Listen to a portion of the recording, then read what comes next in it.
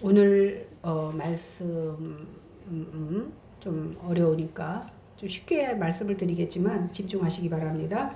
우리는 지난 시간에 떨기나무 불꽃 가운데서 모세를 부르신 하나님에 대해서 생각해 봤는데, 사실 우리가 오늘 읽은 출애굽기 3장 11절부터 4장 17절까지의 말씀은 모세와 하나님 간의 나눈 긴 대화의 내용입니다.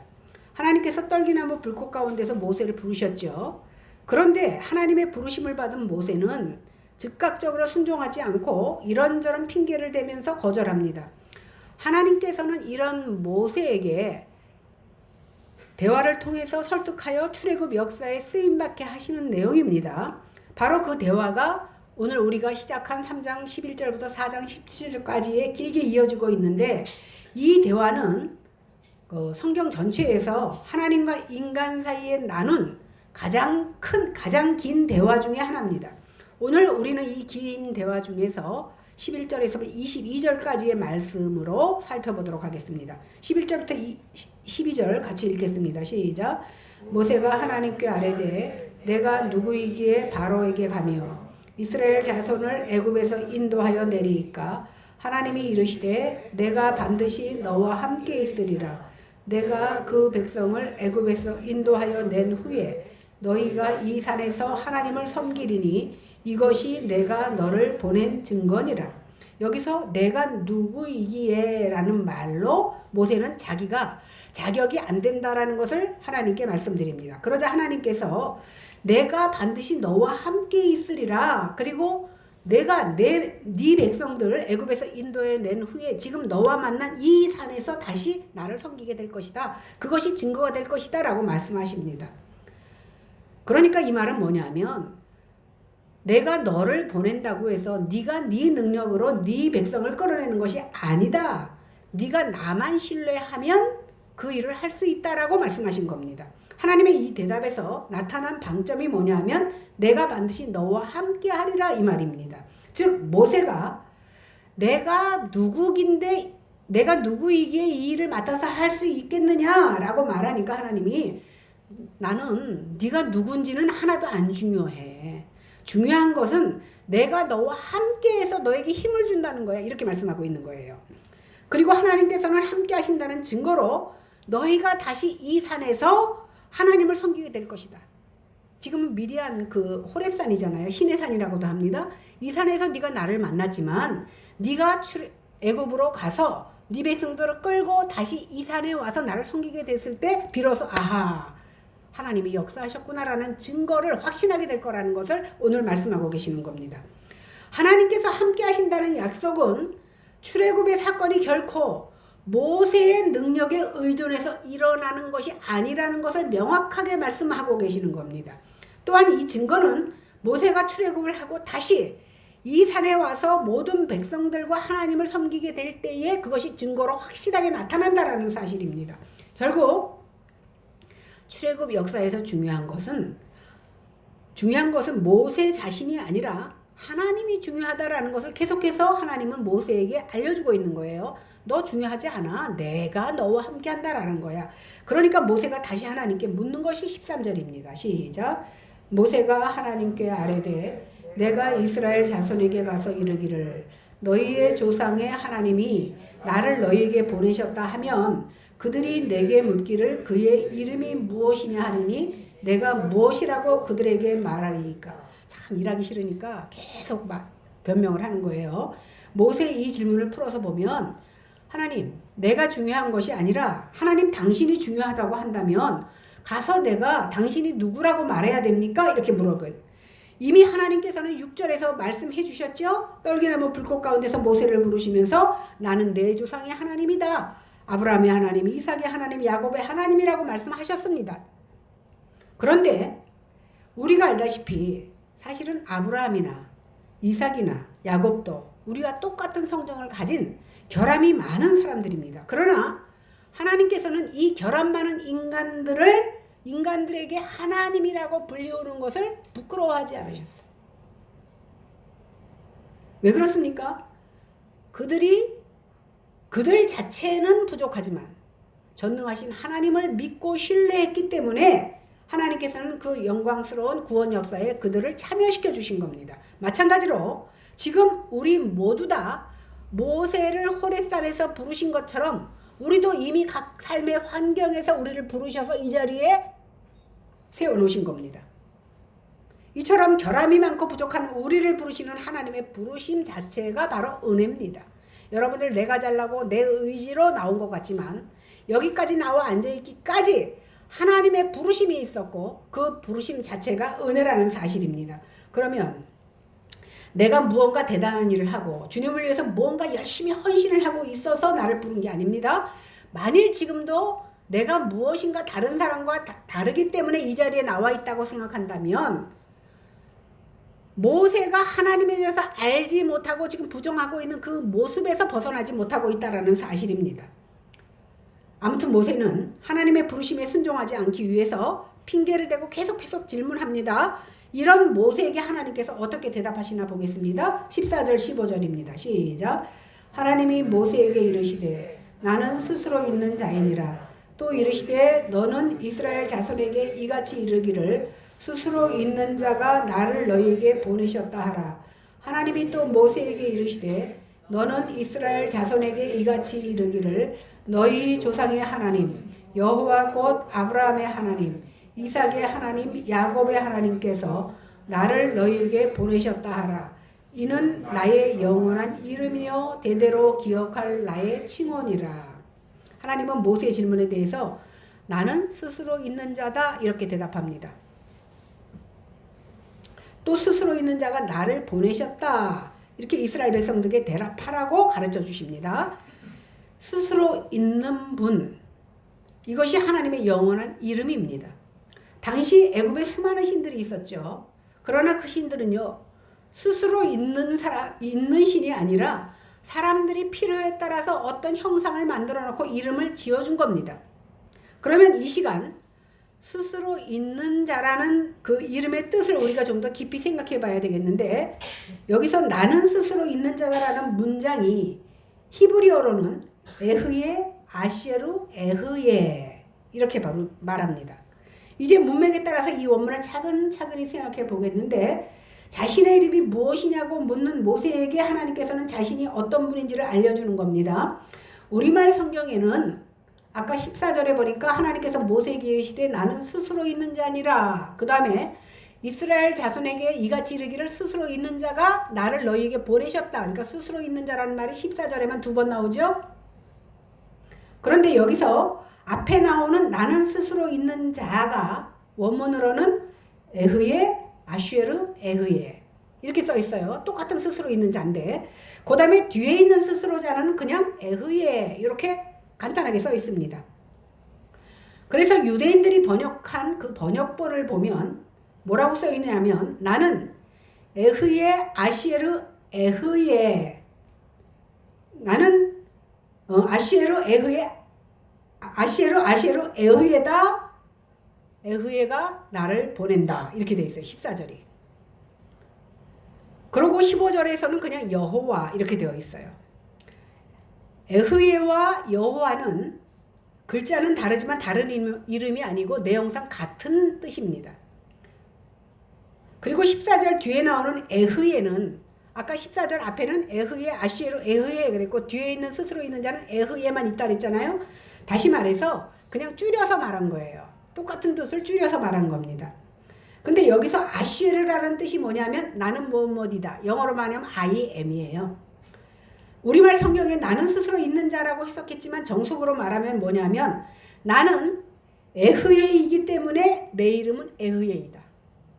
쉽게 말하면 나는 황유선이니까 황유선이다. 황유선이니까 내 이름은 황유선이다 이 뜻이에요. 무슨 말인지 알겠죠? 그러니까 반복해서 하는 말입니다.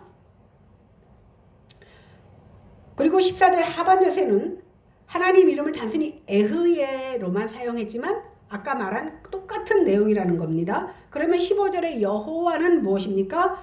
적어도 한 가지 분명한 사실은 아까도 말씀드렸지 에흐예나 여호와는 다른 내용이 아니고 굉장히 밀접한 관계, 같은 내용으로 쓰일 때가 많았다라는 겁니다.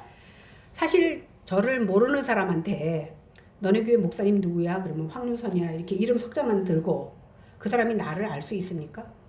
그 사람이 그 사람이 황씨구나 이렇게만 알 수 있을지 몰라도 그 황유선이라는 이름 안에다가 나를 다 담아서 표현할 수가 없습니다. 그죠? 이름은 그냥 이름입니다. 히브리인들은 하나님을 부를 때 뭐라고 불렀냐면 여호와 아니면 야훼 이렇게 불렀습니다. 그런데 그 사람들은요 여호와나 야훼를 거룩한 문자라고 했기 때문에 여호와나 야훼라는 글자가 딱 나오면 그걸 못 읽었어요. 읽지 못하고 뭐라고 읽었냐면 나의 주 아도나이 이렇게 불렀습니다. 그렇기 때문에 나는 스스로 있는 자라는 것은 어떠한 인간에 의해서 이름 지어질 수 있는 이름이 아니라는 거예요. 하나님이 스스로 있는 자라고 말씀하신 이유는 뭐냐면 참 답답할 것 같아요. 왜 그러냐면 갓난아이 겨우 말 겨우 하는 아이나 아니면 예를 들어서 어떤 짐승이 나에 대해서 뭐에 대해서 설명해달라 그럴 때 갓난아이한테 어떻게 설명해야 돼요? 그 아이의 수준에 맞게 설명해야 돼요.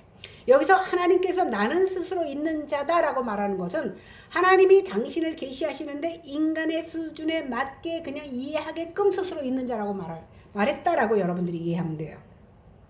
그러니까 그 이름을 가지고 우리가 하나님을 다 담아낼 수도 없을 뿐더러 이름에 그 하나님을 다 담아낼 수가 없다라는 겁니다. 근데 여기서 스스로 있는 자라는 분은 뭐냐면 모든 것을 잊게 하시는 분. 나는 스스로 있었어. 너희는 스스로 없었잖아. 그죠? 누군가에 의해서 만들어졌어요. 그래서 여기서 스스로 있는 자라는 것은 뭐냐면 창조주 하나님. 또 그 창조하시고 약속하신 그 약속을 지키시는 언약의 하나님이라는 뜻이 내포되어 있다는 겁니다. 그 창조주 하나님께서 아브라함과 이삭과 야곱에게 나타나셨고 그들에게 언약했는데 그 언약하신 대로 이루어내시는 그러한 하나님이라는 겁니다. 오늘 하나님께서 모세를 부르신 것도 내 피조물 되는 내가 창조한 피조물 되는 너희들에게 한 그 약속을 그 언약을 이루시기 위해서 오늘 모세를 부르신 겁니다. 그러므로 아브라함을 부르시고 그 믿음의 사람으로 만들어내시는 하나님을 모른다면 우리는 하나님에 대해서 오해할 수밖에 없다라는 사실이에요.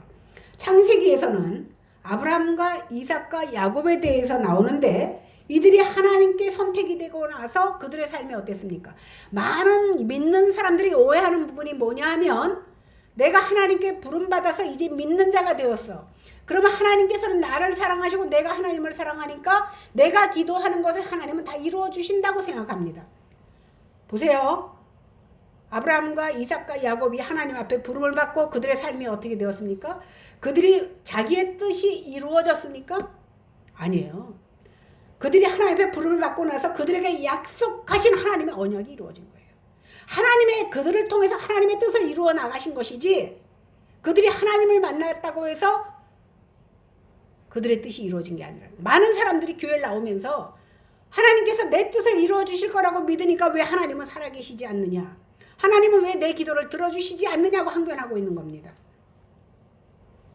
하나님은 언약의 하나님입니다. 이처럼 언약이라는 것은 하나님께서 일방적으로 베풀어 주시는 은혜요, 일방적으로 베풀어 주시는 사랑인 거예요. 그 사랑이 어떻게 나타납니까? 이 세상 가운데서 너희 배부르고 등 따숩게 하는 것으로 나타나는 것이 아니라 그것은 보너스일 뿐이라 그랬어요. 어떻게 나타납니까? 이 죄악 많은 세상 가운데서 우리를 구원하시는 모습으로 그것이 믿음의 조상 아브라함과 이삭과 야곱에게 언약하신 그 모습을 실현하는 모습으로 나타난다는 겁니다. 보세요. 하나님께서 스스로 계셨고 이 우주 만물을 창조하신 분입니다. 그러면 하나님이 뭐가 부족해서 자신을 스스로 낮춰가면서까지 인생에게 언약을 맺을 필요가 어디 있겠느냐는 겁니다. 그럼에도 불구하고 하나님께서는 아브라함을 부르시고 그 언약을 하신 것 이것이 바로 큰 은혜요 사랑인데 그것을 이루어 나가신다라는 사실이에요.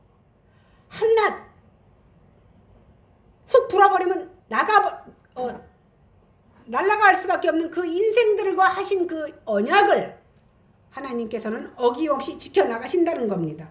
그 은혜와 사랑 때문에 지금 모세를 부르시고 출애굽을 지시하시는 것은 하나님께서 아브라함에게 약 400여 년 전에 하신 그 언약이 때가 되매 이루시기 위해서 일하시려고 모세를 부르신다는 사실입니다. 이러한 언약을 이루시는 전능한 하나님의 이름이 바로 나는 스스로 있는 자 곧 여호와라는 사실입니다. 하나님께서는 자기 백성들이 자신의 이름을 여호와로 알기를 원하십니다. 여호와로 알기를 원한다고 하니까 여기 모르는 사람 어디 있어? 지금 들어서 다 알잖아요. 이름 석자를 알라는 거 아니에요. 여호와라는 이름 석자를 알라는 것이 아니라 하나님께서 어떠한 분이시고 우리를 향하여 어떻게 역사하시는지 하나님께서 계시한 만큼만 우리가 알 수밖에 없지만 그것을 알라는 겁니다. 그 다음에 뭐라고 덧붙이십니까? 그 여호와라는 이름을 대대로 기억할 나의 칭호라고 기억. 칭호라는 것은 호칭이나 명칭이라는 뜻이죠. 하나님의 백성이 영원히 부르는 호칭으로 하나님을 기억해 주기를 원하신다는 겁니다. 단순히 이름이 아닙니다. 그분이 행하신 성품을 가지고 하나님을 여호와로 계속 기억해 주기를 원하시는 것이 하나님의 바람이라는 겁니다. 16절 보겠습니다. 시작. 너는 가서 이스라엘의 장로들을 모으고 그들에게 이르기를 여호와 너희 조상의 하나님 곧 아브라함과 이삭과 야곱의 하나님이 내게 나타나 이르시되 내가 너희를 돌보아 너희가 애굽에서 당한 일을 확실히 보았노라. 하나님께서 이스라엘의 장로들을 모아서 아브라함의 하나님, 이삭의 하나님, 야곱의 하나님으로서의 여호와라고 설명하라고 합니다. 아브라함과 이삭과 야곱과 언약하신 분이 바로 스스로 계신 분이라는 사실입니다. 그러므로 우리는 하나님 자신이 스스로 계신 분이라고 말해줬기 때문에 우리가 스스로 계신 분이라는 걸 알지 그 말도 안 해주셨으면 우리는 몰라요. 그죠? 그래서 우리가 알 수 있는 것은 보세요. 그 무대가 있어요. 커튼을 탁 쳤어. 연극하는 사람들이 배우들이 나오는데 만약에 커튼을 다 치면 그 뒤에 있는 배우들을 다 볼 수 있지만 조금만 쳐서 한 사람씩 나오게 하면 우리는 그 뒤에 있는 사람 누군지 모르잖아. 마찬가지로 우리는 연약하기 때문에 하나님께서 계시한 만큼만 알아요. 근데 우리는 어떻게 해요? 계시한 만큼도 모르는 것이 우리들의 무지 아닙니까? 그래서 오늘 스스로 계신 분이라고 하나님께서 말씀해 주셨고 계시해 주셨기 때문에 우리는 스스로 계신 분이라는 것을 알 뿐이라는 사실입니다. 이 스스로 계신 언약의 하나님이 모세에게 일어난 하나님의 이름으로 가라고 하면서 스스로 계신 분이 보냈다라고 하면서 하나님 자신의 당신의 이름으로 이제 행하신다는 거예요. 너는 내 이름으로 갈 뿐이지 네가 행하는 게 아니라는 거예요. 네 뒤에서 행할 자는 바로 나다라는 사실을 보여주고 있습니다. 그런데 출애굽기 6장 2절에서 4절에 보니까요. 하나님이 모세에게 말씀하여 가라사대 나는 여호와로라. 내가 아브라함과 이삭과 야곱에게 전능의 하나님으로 나타났으나 나의 이름을 여호와로는 그들에게 알리지 아니하였다 이렇게 말하고 있습니다. 그러면서 가나안 땅 곧 그들의 우거하는 땅을 주기로 그들과 언약하였다. 그러니까 아브라함과 이삭과 야곱에게 언약하신 그 하나님이 전능의 하나님으로 계시하셨습니다. 그러나 여호와라는 이름을 알려주지는 않았다라고 말합니다. 그랬던 하나님께서 이제는 그 언약을 이루시기 위해서 모세에게 내 이름을 알려주고 있는 겁니다. 그 너의 조상이 믿던 그 언약의 하나님이 바로 스스로 있는 여호와 나라는 사실을 오늘 모세에게는 알려주고 있다는 사실입니다. 그러므로 여호와 하나님이란 결국 지난주에도 말씀드렸지만 여호와 그러면 우리가 구원을 하나님이라고 쓰지 않고 여호와라고 쓰면 보통 구원에 대해서 말할 때 여호와라고 쓴다 그랬잖아요. 그래서 곧 애굽에서의 구속을 위한 이름이 바로 여호와다라고 말하고 있습니다. 나는 스스로 있는 자라는 그 이름이 애굽에서 이스라엘을 구원하시기 위해서 친히 싸우시는 하나님. 그래서 조금 이따 우리가 보겠지만 여호와 그럴 때는 우리가 보통 만군의 여호와, 만군의 여호와라는 수식어를 많이 붙입니다. 애굽의 신들을 물리치시고 자기 백성을 어린 양의 피로 구속하시어 내시기 때문에 이러한 구속을 위해서 전쟁하시는 하나님. 전쟁도 뭐 하나님이 진짜 창 들고 칼 들고 전쟁하시는 게 아니라 이 죄악 많은 세상 가운데 사탄의 무리 속에 박혀있는 우리들을 꺼내시기 위해서 싸우시는 하나님이라는 것을 우리가 이해하기 좋게 이렇게 표현하고 있는 겁니다. 그러므로 이러한 여호와의 이름으로 행하시는 것이 성경 전반에 나타나는데 자기 백성을 구원하기 위해서 거룩한 전쟁을 하고 계시고 지금도 하고 계시다는 사실입니다. 출애굽기 6장 5절에서 9절 말씀을 보면 이제 애굽 사람이 종을 삼은 이스라엘 자손의 신음을 듣고 나의 언약을 기억하노라. 계속 내용이 반복되지요. 그러므로 이스라엘 자손에게 말하기를 나는 여호와라. 내가 애굽 사람의 무거운 짐 밑에서 너희를 빼어내어 그 고역에서 너희를 건지며 편 팔과 큰 재앙으로 너희를 구속하여 너희로 내 백성을 삼고 나는 너희 하나님이 되리니 나는 애굽 사람의 무거운 짐 밑에서 너희를 빼어낸 너희 하나님 여호와인 줄 너희가 알리라. 내가 아브람과 이삭과 야곱에게 주기로 맹세한 땅으로 너희를 인도하고 그 땅을 너희에게 주어 기업을 삼게 하리라. 나는 여호와로라 하셨다 하라.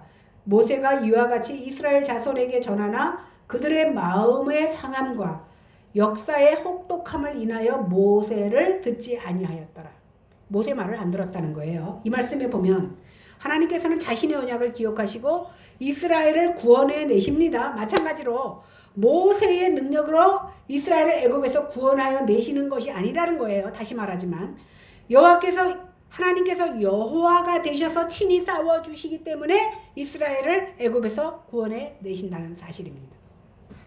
우리가 성경을 읽다 보면 그래서 여호와라는 말 앞에는 만군의 여호와라는 수식어가 많이 붙습니다. 만군이라는 것은 만 명의 군사를 거느렸다는 거죠. 그러니까 여기서 만 명이라고 딱 만 한 명이 되면 안 되는 것이 아니라 많은 군사를 거느렸다라는 뜻으로 만군의 하나님, 모든 군대의 하나님 이렇게 쓰인 겁니다. 이러한 전쟁을 통해서 자기 백성을 구하는 것이 여호와라는 이름에 들어가 포함되어 있다라는 사실입니다. 이사야 43장 1절에서 7절 보면 야곱아 너를 창조하신 하나님께서 이제 말씀하시느니라. 이스라엘아 너를 조성하신 자가 이제 말씀하시느니라. 너는 두려워 말라. 내가 너를 구속하였고 내가 너를 지명하여 불렀나니 너는 내 것이라. 내가 물 가운데로 지날 때에 내가 함께 할 것이고 강을 건널 때에 물이 너를 침몰지 못할 것이며 내가 불 가운데로 행할 때에 타지 아니할 것이요 불꽃이 너를 사르지 못하리니 대저 나는 여호와 내 하나님이요 이스라엘의 거룩한 자 내 구원자임이라. 내가 애굽을 너의 속량물로 구스와 스바를 너희의 대신으로 주었노라. 내가 너를 보배롭고 존귀하게 여기고 너를 사랑하였은즉 내가 사람들을 주어 너를 바꾸며 백성들로 내 생명을 대신하리니 두려워 말라. 내가 너와 함께하여 내 자손을 동방에서부터 오게 하며 서방에서부터 너를 모을 것이며 내가 북방에서 이르기를 놓으라. 남방에게 이르기를 구려하지 말라. 내 아들들을 원방에서 이끌며 내 딸들을 땅끝에서 오게 하라. 물은 내 이름으로 일컫는 자 곧 내가 내 영광을 위하여 창조한 자를 오게 하라. 그들을 내가 지었고 만들었느니라. 하나님께서는 당신이 만들고 사랑한 그 자녀들을 절대 놓치지 않는다는 사실입니다. 여호와께서 행하신 일을 말씀하고 있습니다. 야곱아 너를 창조하신 하나님이 너를 지명하여 불렀느니 너는 내 것이라.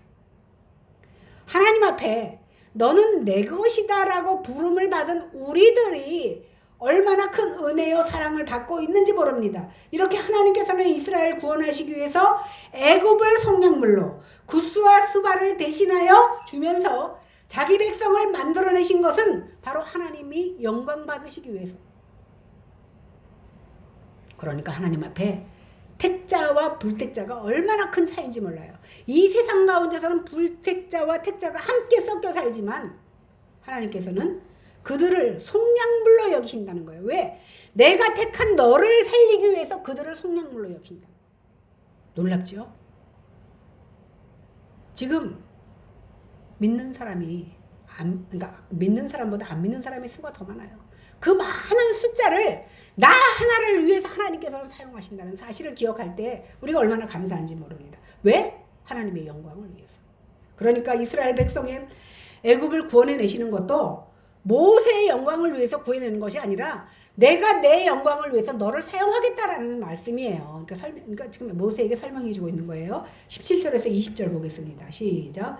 내가 말하였거니와 내가 너희를 애굽의 고난 중에서 인도하여 내어 젖과 꿀이 흐르는 땅 곧 가나안 족속, 헷 족속, 아모리 족속, 브리스 족속, 히위 족속, 여부스 족속의 땅으로 올라가게 하리라 하셨다 하면 그들이 내 말을 들으리니 너는 그들의 장로들과 함께 애굽 왕에게 이르기를 히브리 사람의 하나님 여호와께서 우리에게 임하셨은즉 우리가 우리 하나님 여호와께 제사를 드리려 하오리 사흘쯤 광야로 가도록 허락하소서 하라. 내가 아론이 강한 손으로 치기 전에는 애굽 왕이 너희가 가도록 허락하지 아니하다가 내가 내 손을 들어 애굽 중에 여러 가지 이적으로 그 날을 친 후에야 그가 너희를 보내리라. 하나님께서 이제 이스라엘 백성을 애굽인의 손에서 건져내어 그들을 인도하여 아름답고 광활한 땅, 광대한 땅, 즉 젖과 꿀이 흐르는 그 가나안 땅으로 오게 하신다고 말씀하고 있습니다. 그런데 이미 가나안 땅은 430년간 빈 땅이니까 다른 족속들이 들어와서 가나안 족속들이 들어와서 차지해서 살고 있습니다. 그러나 여호와 하나님이 이 땅에 내려오셔서 모세를 통해서 그 백성을 건져내시고 그들을 가나안 땅으로 들어가게 하신다라는 사실입니다. 먼저 하나님께서는 이스라엘 장로들을 모아서 하나님의 약속을 말하면 그들이 들을 것까지도 하나님은 말씀하십니다. 이스라엘 백성들이 들을 것이다. 그리고 그 다음에 바로에게 가서 이스라엘의 하나님께서 이렇게 할 거니 사흘길에 나가서 우리가 나가서 예배하게 좀 보내주세요라고 말하면 안 들어줄 것이다. 그러면 내가 어떻게 할 것이다까지 하나님은 모세에게 일러주십니다. 내가 이적을 행하여 그러니까 뒤에 나오지만 10가지 재앙을 통해서 결국 그들이 항복하지 않고는 배길 수 없도록 만든다는 사실을 모세에게 알려주고 있는 겁니다. 결국 여호와께서 친히 개입하심으로 그들이 곧 이스라엘을 애굽에서 나오게 될 것이라는 것을 오늘 모세에게 하나하나 차근차근 알려주고 있습니다. 그런데 그들이 어떻게 나올 것이라고 말합니까? 21절 22절입니다. 시작. 내가 애굽 사람으로 이 백성에게 은혜를 입히게 할지라 너희가 나갈 때에 빈손으로 가지 아니하리니 여인들은 모두 그 이웃 사람과 및 자기 집에 거류하는 여인에게 은폐물과 금폐물과 의복을 구하여 너희의 자녀를 꾸미라. 너희는 애굽 사람들의 물품을 취하리라. 이스라엘 백성들이 치렁치렁 이제 금은보화를 여자들과 아이들이 다 두르고 나갑니다. 그들은 애굽에서 비참하게 탈출하는 자들이 아니라 승리자가 되어서 나갈 것이라는 것을 하나님께서 약속하고 있습니다. 여인들이 은폐물과 금폐물과 의복 등을 가지고 나갈 수 있는데 이것은요.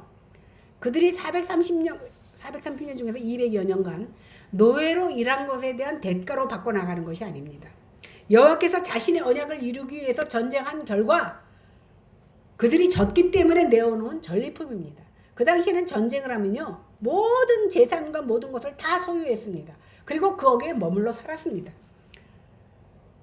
그러니까 금은보화와 의복을 차지하는 것이 너희가 일한 대가로 받는 것이 아니라 내가 그들과 싸워서 이겼기 때문에 전리품으로 받아서 너희에게 준다라는 겁니다.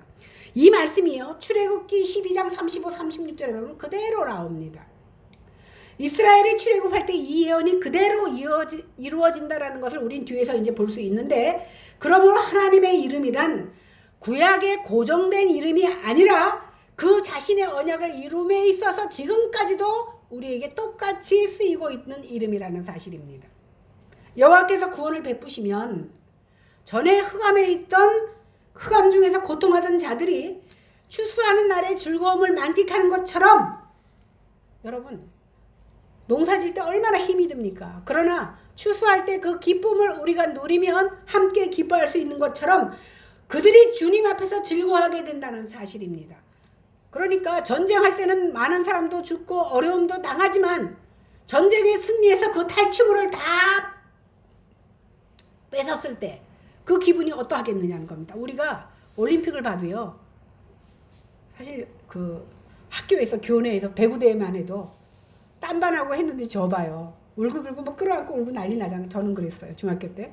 울고불고 난리 나잖아. 하물며 430년간 노예로 있었던 그 나라에서 그 흑암 가운데서 하나님께서 건져주셨는데 몸만 달랑 나온 것도 아니고 금은보와 모든 짐승들을 가지고 나왔을 때 그들의 기쁨이 어떠했겠습니까?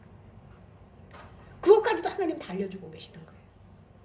이렇게 하나님께서 네가 하는 것이 아니라 여호와의 전쟁으로 말미암아 이기고 그 탈취물들을 다 너희에게 줄 테니 나눠 가지라고까지 말씀하고 있습니다. 그렇듯이 주님의 약속하신 그 구원의 날이 이르면 이러한 일이 일어날 것에 대해서 이사야서도 9장에서도 예언하고 있습니다.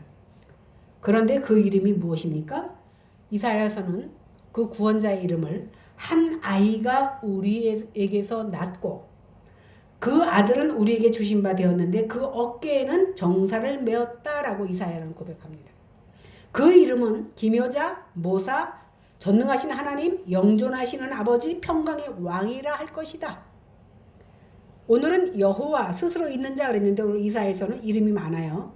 그리고 그분이 다윗의 위에 앉으시고 영원토록 공평과 정의로 그 왕위를 이어가실 것이라고 말합니다. 오늘 다윗, 만약에 우리가 인간적으로 생각하면 다윗의 한참 후손이 예수 아닙니까? 다윗의 후손 요셉에게서 난 사람이 그 예수인데 오늘 뭐라고 그랬어요? 다윗의 위에 앉으시고 영원토록 공평과 정의로 그 왕위를 이어가실 분, 이렇게 말하고 있습니다.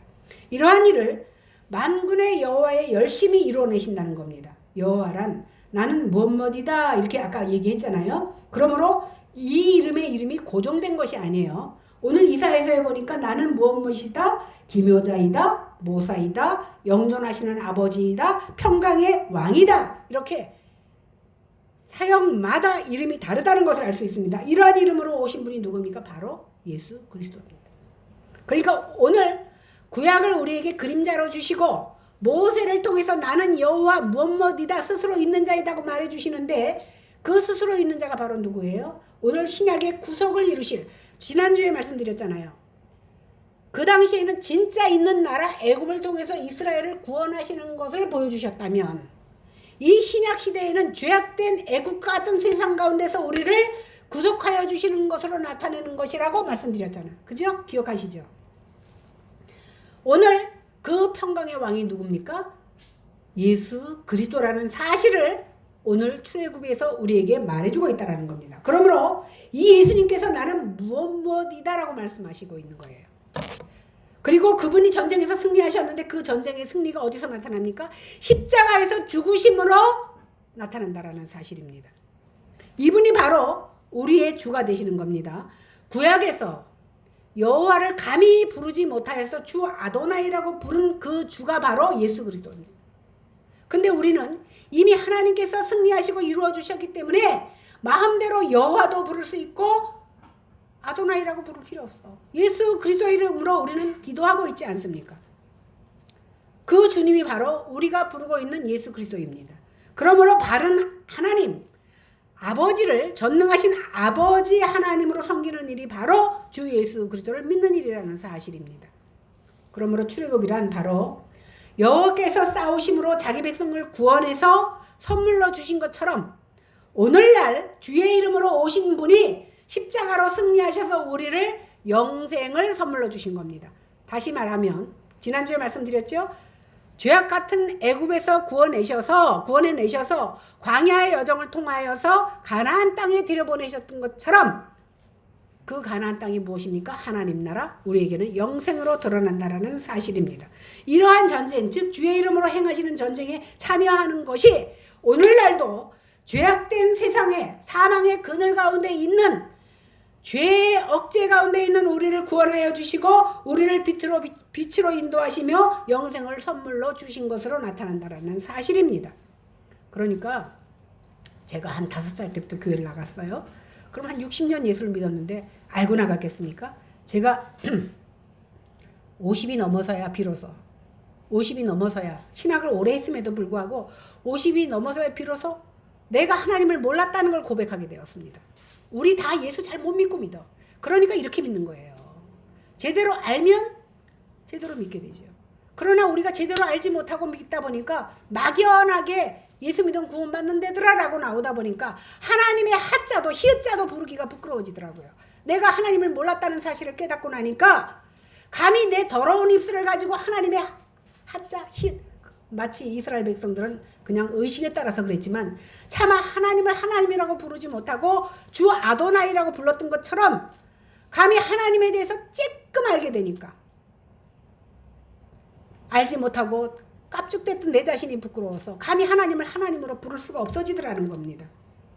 오늘 같은 의미로 여러분들이 아직도 하나님이 누군지 깨닫지 못한다면 오늘 모세가 하나님이 쓰고자 하시는데도 항거하는 모습, 다시 말해서 하나님을 모르기 때문에 변명하는 모습의 자리에 있다라는 사실입니다.